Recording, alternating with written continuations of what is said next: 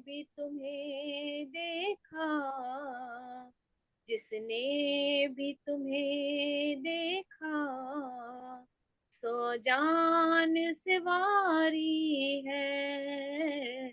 जिसने भी तुम्हें देखा, सौ जान सवारी है। साए में तुम्हारे हैं, निस्बत ये हमारी है, निस्बत ये हमारी है। बोले श्री प्राणनाथ प्यारे धन्यवाद की जय। प्यारे। बहुत बहुत सुंदर। बहुत ये हमारी सुंदर बोला। निस्बत, निस्बत ही तो है जो हम इतने सुख यहाँ पर बैठे बैठे लेते हैं, बिना कसमी बिना मेहनत। तो सुंदर साथ जी, आज हम अपनी बैठक आरंभ करते हैं। बोलिए श्री प्राणनाथ प्यारे की जय, बोलिए श्री सतगुरु महाराज की जय। प्यारी कामाक्षी हमारे साथ हैं रिकॉर्डिंग के लिए। और अब मैं आमंत्रित करती हूँ हमारी मीटिंग में पहले सिल्की को। सिल्की कनेजा, सिल्की आपका भजन होना है। एक पहले भजन हो जाएगा, उसके बाद हम अपनी बीतक की ओर नहीं, चलेंगे। भजन नहीं, मेरे को भाव ही बोलने हैं, भजन नहीं बोल पाती मैं। हाँ, जो जो आपकी इच्छा है आप बोल सकते हो। और आप वीडियो ऑन करके बोलिए, वीडियो ऑफ है आपका। हाँ बोलो जी। श्री प्रभुनाथ प्यारे की जय, बोलो श्री सतगुरु महाराज की जय। सब सुंदर साथ को प्रणाम। प्रणाम ये जी। जो भाव बोलने जा रही हूँ, ये परमहंस महाराज जी की स्वर्ण पुण्य स्मृति महोत्सव के 2014 का है, जिसमें हमारे जयपुर सुंदर साथ को भी मंच कार्यक्रम पे धर्मधरा पर करने को मिला। उसमें जो मेरा भाव था और जो मेरा रोल था, प्ले था, वो अंतिम चरण में था। मेरी बेटी और मुझे भी करने को वहां पे मिला। तो उसमें ना, जब मैं महाराज जी को प्रणाम करती हूँ, मेरी बेटी की शारीरिक समस्या होती है, उसमें यही लीला थी महाराज जी की। वो उसके ऊपर हाथ फेरते हैं, वो एकदम से सही हो जाती है। और ये है भी ब्रिज मासी हैं, बबीता भाभी की मासी सास, उनके साथ उनका है ये पूरा जो मैं बताने जा रही हूँ। तो वो उनको वो ठीक हो जाते हैं। मैं जब महाराज जी को मत्था टेका ना, जो मानस भगत था ना, जो महाराज जी का रोल कर रहा था, उसमें साक्षात महाराज जी की अक्स आ गए पूरा। ऐसे लग रहा था जैसे महाराज जी खड़े हैं। और मैं आगे कोई रोल की अपनी लाइन भी नहीं बोल पाई, मत्था टेक के मैं उनको ही निहारे जा रही थी कि भाई मेरे को सच्ची में इतना नूर था उनके फेस पे। उस वो बच्चा जो था ना, जो महाराज जी का, इतना नूर कि सही में वो नहीं, महाराज जी खड़े। और वहां पे तो बबली दीदी वॉइस रिकॉर्डिंग कराती थी, तो वो सारी वॉइस रिकॉर्डिंग थी, इसलिए वो जो मेरा रोल था ना, वो वॉइस रिकॉर्डिंग के पीछे प्लेबैक होता रहा। पर जब मेरी एकदम से ध्यान तब हटा, जब पंडाल में चारों तरफ से महाराज जी के नाम के जयकारे बोले गए ना, और कई दिल्ली के सुंदर साथ कोई नीचे जो बैठे हुए थे ना कुर्सी पे, वो कहते हैं इनमें साक्षात महाराज जी दिख रहे थे। ये मेरा भाव नहीं, सबका था। और अभी लीला महाराज जी की यहाँ खत्म नहीं हुई। वो जो मानस था ना, जो महाराज जी का पूरा रोल कर रहा था, वो जब नीचे उतरा, सुंदर साथ उसको दंडवत प्रणाम कर रहे हैं, कोई 500 रुपए रख रहा, उसके पैर ऐसे कांप रहे थे, वो बर्दाश्त नहीं कर पा रहा था कि वो इतना घबरा गया था वो। तब भी उसके चाचा है, उसको लेके पीछे वाले रास्ते से हम तीनों गए। जब वो कमरे में आए, कमरे में तो उसकी हालत और खराब, पूरा हाथ पैर ऐसे कांप रहे, पर उसका फेस जो था ना, इतना नूर बरस रहा था। खनी उसके चाचा ने उसको पानी पिलाया। 5 मिनट बाद वो नॉर्मल हुआ। कहता है मेरे को कुछ नहीं पता, मैं 10 मिनट में क्या था। तो उस समय महाराज जी की पूरी लीला वहीं पे उसी में उतर आई थी। लेकिन उसका तन महाराज जी की लीला को, अक्स को भी नहीं बर्दाश्त कर पा रहा था, खाली वो शिविर कर रहा था पूरा। बस फेस पे वो नूर था, पर 10 मिनट बाद वो नॉर्मल हुआ। इसीलिए मुझे सरकार की वो बात याद आ गई। सरकार हमेशा अपनी चर्चा में कहते थे कि शेरनी का दूध कंचन सोने के पात्र में ही उगता है। ऐसे ही परमहंसों की करनी रहनी जो होती है ना, वो ही वहां का नूर को, तेज को, खुशबू को, सबको सहन कर सकते हैं। हमारे जैसे नॉर्मल सुंदर साथ हम कुछ करते नहीं फिर भी महाराज जी की मेहर देखो। उसके ऊपर उसके ऊपर उन्होंने अपना पूरा अक्स उतारा, पर उसका शरीर वो झेल नहीं पा रहा था। और परमहंसों के जो भी होते, पूरे अंग, नासिका हो वो वहाँ की खुशबू लेने के लिए होती है, आंखें हो तो नयन वहाँ के पक्षी पथ का दीदार करते हैं, श्रवण अंग हो तो वो तो वहाँ की वाणी सुनते हैं, वहाँ की बातें, और मुख हो तो वहाँ की बोली बोल के, वहाँ की बातें बोल के हम सब सुंदर साथ को अपने को जगा के लिए ऐसे परमहंसों के चरणों में कोट एंड कोट अपना। बिल्कुल बिल्कुल, हमें भी सुन के रोंगटे ही खड़े हो रहे हैं सिल्की। तुम तो बयान नहीं कर रही दीदी, हो, तुम्हारे आंसू निकल रहे हैं। यहाँ हमको भी बबली दीदी से, देखकर हो रहा है ये। बबली और ये दीदी से बात बिल्कुल पूछना। सही है। देखो सुंदर साथ ना, कई बार अभी एक तो सुंदर साथ और मिले कि हम चाहते हैं हम उनके नूर में समा जाएं, हम चाहते हैं हम परम धाम देख लें। अरे हमारी जीव की कसनी भी तो देखो, हमारी जीव की रहनी कसनी देखो। अब परमहंस महाराज जी की बीतक पढ़ रहे हैं, कितने राज्यों को कसनी से गुजार रहे हैं, तब वो जीव इतना पक्का नॉर्मल होता है कि वो परम धाम के दर्शन कर पाए। अपनी डॉक्यूमेंट्री में सरकार जी ने लिखा है कि जब कश्मीर में मुझे महाराज जी ने पूरे 25 पक्ष दिखाए, मेरे सर पे हाथ रखे, तो मैं बेसुध हो गया। सरकार जैसा जीव जो जो इतना कसने वाला था, जिन्होंने हनुमान जी को अपने अंदर जिन्होंने बैठक की थी, तब वो परम धाम की ये चीज नहीं वो कर पाए थे। तो हम लोग तो कुछ भी नहीं है, बहुत बहुत मेहर है उनकी कि वो एक शब्द भी अगर हमें सुना पाते हैं, कहलवाते हैं, ये उनकी ही कृपा, उनकी ही मेहर है। हमारे जीव कभी भी इस लायक नहीं है, कभी भी। बस हम हमारी, जैसे अभी पारुल ने एक भजन बोला, हमारी निस्बत के सुख हम ले रहे हैं। हमारी निस्बत है, इसलिए वो हमें नहीं छोड़ेंगे। हमारी निस्बत है, हमारा हाथ उन्होंने पकड़ा है, पूरा अंत तक वो लेके जाएंगे। और हम बस उनके इस आनंद में सराबोर रहें और खुद को उन पे छोड़ दें। हमारे जीवन की कोई भी लीला, कोई भी घटना हो रही है ना, सब महाराज जी को पता है कैसे क्या होनी है। उनको पता है कब कौन से वक्त पे मुझको किसको क्या देना है। हम माया की तो कोई चीज मांगे ही ना उनसे। अपना जीवन ऐसा धन्य धन करें कि महाराज जी बस आप हाथ हमें पकड़ो। जैसे पूजा दीदी कहती है ना, ये हम हाथ देंगे तो वो छूट जाएगा क्योंकि माया का है, वो हाथ पकड़ेंगे तो वो पक्का रहेगा। बहुत बहुत सिल्की, तुम ऐसे ही और भी सुनाना हमको। एक दिन और ले लो, 2 दिन, जब भी तुम्हें हिम्मत बबली दे दीदी के महाराज पास जी। बहुत सारे हैं, बबली दीदी के साथ भी बहुत हुए हैं। बबली दीदी को मैंने कहा बोलो, आप तो लिखते इतना अच्छा, वहां का मंच का कार्यक्रम भी उन्होंने ही लिखा था सारा। हाँ, मैं बबली को भी फोन करके कहूंगी एक दिन आए। चलिए, बहुत बहुत धन्यवाद। चलिए अब हम अपनी कामाक्षी के संग अपनी अलग अगली बितक के पड़ाव में चलते हैं। और कल का भाव नीरू जी का रहेगा, नीरू पन्नामी जी का। और अब हम हाँ अपनी जी। आगे की यात्रा महाराज जी के संग करते हैं। देखिए महाराज जी अपनी यात्रा में है, मतंग ऋषि ने उनको नहीं दिया दर्शन, तो उन्होंने अपनी गलती मानी, अपनी कमी मानी कि मैं उस योग्य नहीं हूं और मुझे और अधिक साधना करनी चाहिए। तो महाराज जी कहते हैं कि तन तन समाधि, 1 मिनट थोड़ा सा बड़ा कर ले। हाँ, तन समिधा को देता फिरता आहुति बस इस लालच से, रतन हाथ आ जाए लेकिन रह जाते कर मल मल के। महाराज जी कह रहे हैं मैं अपने तन को इतनी कसनी में, समाधि में इसलिए रख रहा था, अपने तन की आहुति इस लालच से देता था कि मेरे हाथ में वो रतन आ जाए, मैं जिस महापुरुष, जिस सतगुरु की तलाश में हूँ वो मुझे मिल जाए। लेकिन हर बार मैं कर मलमल के रह जाता था, यानी हाथ मलमल के रह जाता था। पहले जगन्नाथ की यात्रा में इनको लगा, एक महात्मा ने कहा तुम्हें जगत के नाथ वहां मिलेंगे, कितनी मुश्किलों से वहां गए, तो कैसा पंडों ने व्यवहार किया, कैसे उनको उस मूर्ति में कोई कोई भगवान नजर नहीं आए, तो उन्होंने कहा कि इन क्या रखा है इन प्रतिमाओं में। फिर वो आगे चले मतंग ऋषि के आश्रम में, तो उनको लगा कि ये महापुरुष हैं, ये महात्मा हैं, यहाँ मेरी चीज पूरी हो जाएगी, यहाँ मुझे दर्शन हो जाएंगे, यहाँ जिनको मैं ढूंढ रहा हूँ मिल जाएंगे। लेकिन वहां भी नहीं मिले। तो महाराज जी कह रहे हैं मैं बार बार प्रयास करता हूँ और बार बार मैं हाथ मल मल के रह जाता हूँ। और सुंदर साथ जी हमारे साथ भी ये है। हम लोग भी जैसे कभी चितवनी में राज्य बिठाते हैं या कभी, तो हम कभी 1 साल 2 साल या थोड़ा भी समय बैठते हैं, और यदि हमें कोई आभास या अनुभव नहीं होता ना, तो हम कहते हैं अरे कुछ हो तो रहा नहीं है, अरे कोई राज्य हमको दीदार तो देते नहीं, पता नहीं ठीक भी है ये बात की नहीं ठीक है। तो सुंदर साथ जी महाराज जी के इस जीवन यात्रा से देखो कि प्रयास करते जाना है। महाराज जी 2 बार 3 बार घर से निकलेंगे, एक बार घर वापस जाएंगे, फिर निकलेंगे, फिर निकलेंगे। तो ऐसे हमें अपने गुणंग इंद्रियों को साधने की पहले तो अभ्यास करना है। पहला हमारा तन की साधना, तन को साधना है।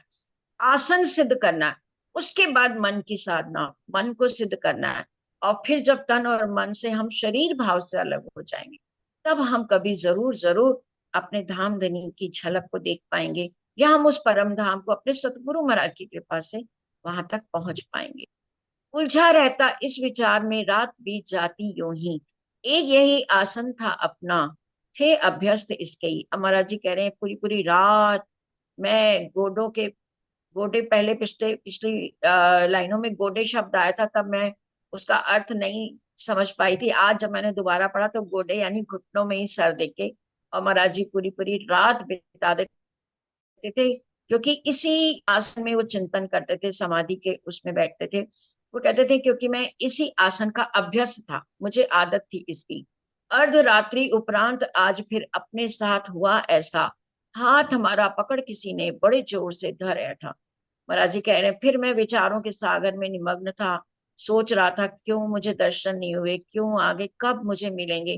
तो अचानक से आधी रात हुई और उसके बाद फिर मेरा हाथ किसी ने जोर से ऐंठा पकड़कर, आंखें आज लगी चिरती बलपूर्वक कोई खोल रहा। और ऐसा लग रहा था आंखें चूंकि बंद होती है समाधि में एकदम, अब एकदम से खोली भी नहीं जाती, लेकिन ऐसा लग रहा था कोई चीर के मेरी उन आंखों को खोल रहा है। इतना रोशनी उनको उन आंखों में दिखाई दी, ज्यों ज्यों खुलती गई आंखें त्यों त्यों प्रकाश उद्दीप्त हुआ। जैसे जैसे महाराज जी कह रही है मेरी आंख धीरे धीरे धीरे करके खुलती गई, ऐसा प्रकाश जो आंखों में बर्दाश्त ही ना हो, ऐसा प्रकाश कोई बलपूर्वक मेरी आंखें खोलकर मुझे वो प्रकाश में जैसे ले जा रहा था, जैसे सूरज निकल चला हो, इस प्रकार का लगा हमें। अर्धरात्रि का समय है महाराज जी कह रहे हैं, लेकिन ऐसे लगा कि जैसे सूरज निकला हो। हर एक वस्तु स्पष्ट रूप से पूरी जचने लगी हमें, एक विशाल आकृति सामने छायावत हो गई खड़ी। अब उस रोशनी में पूरी पूरी चीजें महाराज जी कह रहे हैं मुझे स्पष्ट दिखाई देने लगी।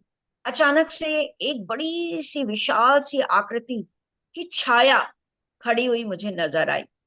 जब स्थिर हो गई सामने, उस पर अपनी दृष्टि पड़ी। पहले छाया जैसे हिलती डुलती है ना, ऐसे वो आकृति जैसे धुएं में ही थी, ऐसे बस उसकी जैसे शेप ही थी केवल, है ना, छाया उसकी थी बस। तो महाराज जी कहते हैं धीरे धीरे धीरे वो जब स्थिर हो गई, तब मेरी दृष्टि वहां पर टिकी।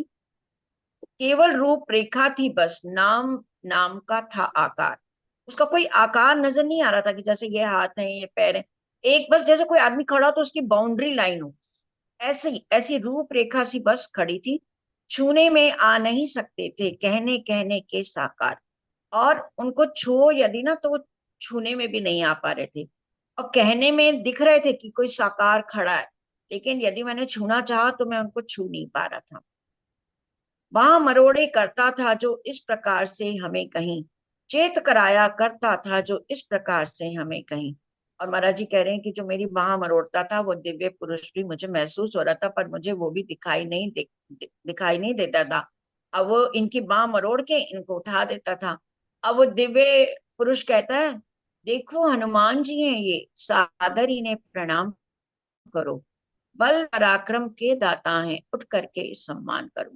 और वो कह रहे हैं कि देखो सामने तुम्हारे जो आकृति है इनको कम मत समझो, ये हनुमान जी हैं, पूरी दुनिया के दाता हैं, और बल और पराक्रम के दाता, यानी इनसे तुम शक्ति जितनी मांगो, जितना शारीरिक बल मांगो, ये तुमको दे सकते हैं, तो तुम इनका उठकर सम्मान करो, ये सहायता देंगे तुमको, बस इन्हें हृदयस्थ करो। वो कह रहे हैं बस इनको अपने हृदय में धारण कर लो, ये तुम्हारी यात्रा में बहुत साथ देंगे। हमने कहा अलक्षित बंधु कृपया हमको माफ करो। और महाराज जी कह रहे हैं अलक्षित बंधु मतलब तुम दिखाई जो नहीं देते हो, ऐसे वाले मेरे बंधु जो तुम अदृश्य हो, मुझे दिखाई नहीं देते, ऐसे मेरे बंधु कृपया आप तो हमको माफ ही कर दो। उत्तर इस प्रकार का दे के बैठ गए मुंह नीचे कर, और उसको मना कर दिया कि मुझे तो देखना ही नहीं है, और महाराज जी नीचे मुंह करके बैठ गए। दिव्य पुरुष बोला अपने से बाहों को झटके देकर। अब वो दिव्य पुरुष फिर इनकी बाहों को झटके दे रहा और कह रहा है अरे हनुमान जी खड़े हुए हैं, तुम प्रणाम तक नहीं करते, शिष्टाचार नहीं है ये, बुरी बात यूं नहीं करते। अब वो महाराज जी ने उनको कहा देखो हनुमान जी तुम्हारे सामने है और तुम उनको प्रणाम तक नहीं कर रहे, ये शिष्टाचार नहीं है, ये बुरी बात है, ऐसा नहीं किया जाता। उन्हें देखकर मैं बोला भाई हनुमान है तो होने दो, महाराज जी कह रहे हैं भाई होंगे हनुमान, मुझे इनसे क्या लेना देना, क्या मतलब इनसे, अपने को हमको बैठे रहने दो। वो कहने भैया मुझे कोई हनुमान वनुमान नहीं चाहिए, मुझे तुम मेरी उसमें भंग मत करो समाधि में, मुझे तुम ऐसे ही बैठे रहने दो। क्यों सहायता लेंगे इनसे, अटक रहा क्या ऐसा काम। वो कह रहे हैं मेरा ऐसा भाई कौन सा काम अटक रहा है इनके बिना, मैं तो अपनी यात्रा में चल ही रहा हूँ। अब तुम कह रहे हो ये मेरी यात्रा में काम आएंगे काम आएंगे, तो ये बताओ मेरा कौन सा काम अटक रहा है। 33 कोट देवी देवता हैं यहाँ, किस किस को हम करें प्रणाम। अब आज तुम कह रहे हो ये हनुमान है, फिर तुम कल किसी देवता को ले आओगे, परसों किसी को ले आओगे, तो बताओ मैं किस किस को प्रणाम करूंगा। 33 करोड़ देवी देवता हैं, हमें नहीं करवाना कुछ भी, अपना काम निभा, अपना काम निभा लेंगे। वो कह रहे हैं मुझे आपसे कोई काम नहीं है, मैं अपना काम निभा लूंगा, मुझे किसी की सहायता की जरूरत नहीं है। हमें जरूरत है जिसकी, उसको हम खुद ही पालेंगे। वो कह रहे हैं तुम परेशान ना हो, हमें जिसकी जरूरत है हम उसको खुद प्राप्त कर लेंगे। ये सर कभी नहीं झुकता, बिना वजह मत तंग करो। वो कह रहे हैं मैं किसी के आगे मेरा सर झुकेगा ही नहीं। जब मुझे कोई योग्य जचेगा जो मेरी आत्मा को साख देगा, तो मैं खुद ही उनके आगे सर झुका लूंगा। मेरा सर किसी के आगे मैं नहीं झुकाता, ये तो अपने को ही झुकेगा। जाओ ध्यान मत भंग करो। वो कह रहे हैं भैया जाओ तुम, मेरा ध्यान मत भंग करो, मेरा सर अपने आप झुकेगा जब कभी मेरे दिल में साक्षी आएगी किसी की, कोई मैं योग्य देखूंगा। तुम ये हनुमान मनमान मुझे नहीं चाहिए। दिव्य पुरुष कुछ सकुचाए से फुसफुसाए फिर कानों में। अब दिव्य पुरुष को लगा सामने हनुमान जी खड़े हैं और ये तो ऐसे बोले जा रहे हैं, प्रणाम तक नहीं कर रहे। तो महाराज जी कह रहे हैं मेरे कानों में आके ना फुसफुसाए, धीरे से बोले वो, अरे हनुमान जी काम आएंगे बड़े तुम्हारे कामों में, इन्हें ग्रहण कर लो अपने में, मान जाओ मेरा कहना। दिव्य पुरुष कह रहा है मेरा कहना मानो, तुम्हारी यात्रा में ये बड़े काम आएंगे हनुमान जी, तुम इनकी शक्ति को पहचान नहीं रहे, साथ रहेंगे सदा तुम्हारे। हज कौन सा है अपना। अब कह रहे भाई तुम्हारे साथ रहेंगे, कोई तुमसे पैसा तो मांग नहीं रहे, कोई तुमसे कोई धन दौलत तुम्हारे पास वैसे भी नहीं है, और तुम्हारा कौन सी ऐसी चीज है जो ले जा रहे हैं, तुम्हारे साथ रहेंगे तो तुम्हें तो एक से दो रहोगे, तो इसमें कोई कोई हर्ज तो है नहीं ना, कोई नुकसान तुम्हारा क्या है इनको साथ रखने में। बहुत जिद की दिव्य पुरुष ने हमको जब मजबूर किया, हनुमान थे जिधर उधर से पीछे को मुंह फेर लिया।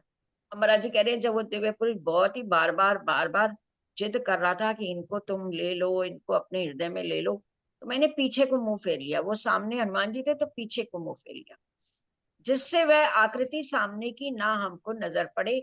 जब देखा तो हनुमान जी इधर पहुंच आ खड़े हुए। महाराज जी कह रहे हैं मैंने पीछे मुंह इसलिए कर लिया कि मुझे ये आकृति हनुमान जी ताकि दिखाई ही ना दे, लेकिन जब मैं पीछे को हुआ ना तो हनुमान जी वहां पर मुझे दिखने लगे। अब तो चलने लगे होठ कहते हो जैसे कुछ हनुमान, लगे हमें वे बड़े भयंकर, शब्द ना आता था एक कान। महाराज जी कह रहे हैं मैं दाएं मुड़ता था तो मुझे दाएं दिखते थे, बाएं जाता था मेरी नजर तो बाएं वो होते थे। और अब तो ऐसा लगा कि हनुमान जी कुछ कह रहे हैं, कुछ उनके होठ भी चलने लगे। लगे हमें वे बड़े भयंकर, शब्द ना आता था एक कान, और बड़े भयंकर से बड़ी सी आकृति वाले थे, और मुझे एक भी शब्द उनका समझ में नहीं आ रहा था। फेर लिया फिर से हमने मुंह, दिशा तीसरी को झट हो लिए।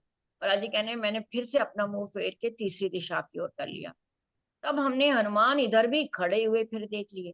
अब मैंने तीसरी दिशा में जब मुख किया तो हनुमान जी मुझे यहाँ भी खड़े हुए दिखाई दिए। छोटा झंडू दत्त तुम्हें तो जंजालों ने घेर लिया। महाराज जी कह रहे हैं मेरे को तो वो जंजाल लग रहे थे, कैसे मैं इनसे पिंड छुड़ाऊं। मैं जिधर जाता हूँ ये वहीं मुझे नजर आते हैं। तो ये झंडूदत्त अपने आप को कह रहे हैं कि ये झंडूदत्त मन में सोच रहे हैं तुझे तो जंजालों ने अब तू घेर लिया, अब तू यहाँ से भाग। उठ बैठे एक साथ, हाथ में ले लोटा कंबल अपना, फटाफट महाराज जी ने अपना कंबल लोटा उठाया और दौड़ लगाई आगे की ओर कि मुझे तो इनको लेना ही नहीं। नौवीं लहर, तुम अब यहाँ ना टिकने दोगे कहकर शुरू किया चलना, रात काटनी थी सो भाई तुम ना काटने दो यहाँ। अब कह रहे हैं हनुमान जी को भैया ऐसा तुम तो मुझे यहाँ टिकने ही नहीं दे रहे, मैंने तुम्हारे आश्रम के बाहर जगह क्या ले ली, और तुम तो मुझे यहाँ बैठने ही नहीं दे रहे हो, मुझे तो एक रात काटनी थी। अब लेकिन तुम नहीं काटने दे रहे हो तो मैं आगे जाता हूँ। टिक क्या गए आपके मठ में, वक्त काटना मौत किया। वो कह रहे हैं मेरी तो एक गलती हो गई जो मैं आपके मठ में, हनुमान जी को कह रहे हैं मैं आपके मठ में टिक क्या गया, आप मैंने तो जैसे मौत को ही बुला लिया। गए द्वार पर जब हम मठ के, रास्ता आकर रोक लिया। महाराज जी कह रहे हैं जैसे ही मैं मठ के बाहर निकलने लगा तो द्वार पे फिर से रास्ता रोककर खड़े हो गए। रामचंद्र जी की सब मुश्किल सुलझी थी इनके द्वारा। अरे मान जाओ, इनको अपना लो, काम सुधर जाए तुम्हारा। अब वो दिव्य पुरुष फिर से रास्ते में सामने खड़े हैं और महाराज जी को कह रहे हैं, अरे राम भगवान को जानते हो, उनकी सारी मुश्किल इन्होंने सुलझाई थी, है ना। जैसे लंका जाना था तो हनुमान जी तो गए ना, कितना सागर पार करके लंका में, तो राम जी की उन्होंने मुश्किल सारी सुलझाई। तो अब तुम मान जाओ, इनको अपना लो, तुम्हारा काम संभल जाएगा, सुधर जाएगा। जंगल और बियाबानों में विचरा करते हो हर वक्त, तुम जो जंगल जंगल वीरानों में हर वक्त भागते रहते हो ना इधर उधर, आवश्यकता कदम कदम पर सहायता की जरूरत है सक, और तुम्हें हर कदम कदम पर तुम्हें जरूरत पड़ेगी, तुम्हें इनकी मदद की जरूरत पड़ेगी। इन्हें अगर अपना ही लो, हर्ज क्या होगा बतलाओ, रक्षा करेंगे साथ रह करके जिससे तुम्हें पूर्ण सुख हो। अरे तुम इनको अपना लो, तुम्हारा नुकसान क्या है, ये तुम्हारी रक्षा करेंगे तुम्हारे साथ रह के, ताकि तुम्हें पूरा सुख प्राप्त हो। फिर से गए राह रुकने पर परवश से रह गए खड़े। महाराज जी कह रहे हैं, अब उसने रास्ता ही रोक लिया तो मैं तो परवश सा होके खड़ा हो गया, पराधीन सा होकर। झंडूदत्त आज चक्कर में बेढब आन पड़े इनके। वो महाराज जी कह रहे हैं, झंडूदत्त आज तू चक्कर में आ गया, आज तुमसे नहीं छूट पाएगा। वैसे दिव्य पुरुष अपने अनहित का कभी न सिद्ध हुआ। और बार बार वो ये सोच रहे हैं कि ये जो दिव्य पुरुष जो मेरे को बाह मरोड़ के करता है ना, इसने कभी मेरा बुरा नहीं किया। महाराज जी कह रहे हैं, ये जब भी आया ना, इसने मेरे को किसी ना किसी के दर्शन ही कराए हैं। दर्शन कई बार हमें इन्हीं की कृपा दृष्टि से हुआ। जब है इतना गहन आग्रह तो फिर चुप लगा जाओ। महाराज जी अब ये विचार करें कि ये जो दिव्य पुरुष है, इनकी कृपा से हमें शिव भगवान के 2 बार दर्शन हुए हैं, तो इतना गहन आग्रह कर रहा है तो चलो चुप हो जाता हूँ। तो फिर कह दो हनुमान जी निज चोले में आ जाओ। अब महाराज जी ने कह दिया, ठीक है हनुमान जी, अब आप मेरे चोले में, मेरे अंतर, मेरे शरीर में, मेरे हृदय में आप आ जाइए। मैं इनका स्वागत करता हूँ, कर लो तुम जैसे चाहे। मैं बोला, यदि आप इसी में प्रसन्न हो तो आ जाओ। अमराज जी कह रहे हैं, ठीक है, अभी आपकी मर्जी है, यदि आप इसमें खुश हो, आप मेरे हृदय में आ जाओ। शब्द समाप्त हुए, जैसे ही आकृति भी हुई समाप्त। महाराज जी कह रहे हैं, जैसे ही मेरे शब्द समाप्त हुए, वैसे ही वो आकृति भी समाप्त हो गई, गायब हो गई। धूल सी गई वायु में, एकदम निज शरीर में हो गई व्याप्त। धूल सी गई वायु में, और जैसे वायु में वो आकृति खत्म हो गई और मेरे निज शरीर में मुझे लगा, जैसे ऐसे ही लगा हमें अपने में जैसे कोई सरकता हो। ऐसे लगा जैसे मेरे अंदर कोई जा रहा है, भयभीत हुआ अंदर से बाहर निकल भागता हो। और अंदर कोई था जो भयभीत होकर बाहर निकल गया। अंदर एक शक्ति का संचार होने लगा। अंदर उतर गए जब अपने शक्ति का संचार हुआ, भय लवलेश रहा नहीं अंदर, जैसे जलकर सार हुआ। अब पूरा भय लेश मात्र भी मेरे अंदर नहीं रहा, इतनी मेरे अंदर शक्ति आ गई, क्योंकि बल और पराक्रम के तो वो देवता ही हैं। इस घटना के पश्चात यात्रा फिर अपनी प्रारंभ हुई। चाल तेज हो गई हमारी, पर थकने का नाम नहीं। अमराज जी कह रहे हैं, इस घटना के बाद मेरी चाल फिर से तेज हो गई और अब तो मैं थकने का नाम ही नहीं लेता था। रात और दिन बड़े भयानक वन पर्वत से विचरे हम, भय का बीज नष्ट हुआ, जैसे शिव कांची आ पहुंचे हम। महाराज जी कह रहे हैं, रात दिन निर्जन पर्वत हो, कुछ हो, भयानक जंगल हो, मैं उन्मुक्त विचरता था, क्योंकि अब मुझे कोई डर नहीं लगता था। अब शिव कांची से विष्णु कांची महाराज जी तेजी से पहुंच गए। चले सितंबर महादेव को रंगनाथ, इसके पश्चात अलगर्ची होकर रामेश्वर पहुंच गए हम हाथों हाथ। और महाराज जी ऐसे शिव कांची विष्णु कांची होते होते और अब वो आगे चल रहे हैं, रामेश्वर पहुंच गए। उसके बाद कील मुद्रा और अन्य जंगलों में विचरे, मंजिल दर मंजिल चल चल एक दिन मुंबई जा पहुंचे। भोलेश्वर 2 माह बिताकर चले द्वारका अपने राम। धीरे धीरे महाराज जी जंगलों जंगलों को पार करके मंजिल मंजिल चल के मुंबई गए, वहां भुवनेश्वर में 2 महीना बिताए, फिर द्वारका आ गए। और पूरी द्वारका से चल के कुछ दिन बाद चले रतलाम, दावत और गोधरा से उज्जैन और अजमेर गए, पुष्कर कर स्नान एक दिन, साथ खैरियत घर पहुंचे। अब महाराज जी जगह जगह द्वारिका, द्वारिका से रतलाम, फिर दावत, गोधरा, उज्जैन, अजमेर, पुष्कर, सब तीर्थ के जगह होकर स्नान पुष्कर में करके खैरियत से अपने घर पहुंच गए। लेकिन अब घर वालों ने भी कोई इनको सम्मान से नहीं देखा, क्योंकि 2 वर्षों उपरांत महाराज जी घर पहुंचे हैं। 2 वर्षों उपरांत पहुंचकर अपने घर वाले देखे, स्वागत कभी हुआ ना होवे जग के बीच भगोड़ों की। महाराज जी कह रहे हैं जो जग से भागे होते हैं ना, उनका घर में कभी स्वागत नहीं होता, इसलिए मेरा स्वागत किसी ने भी नहीं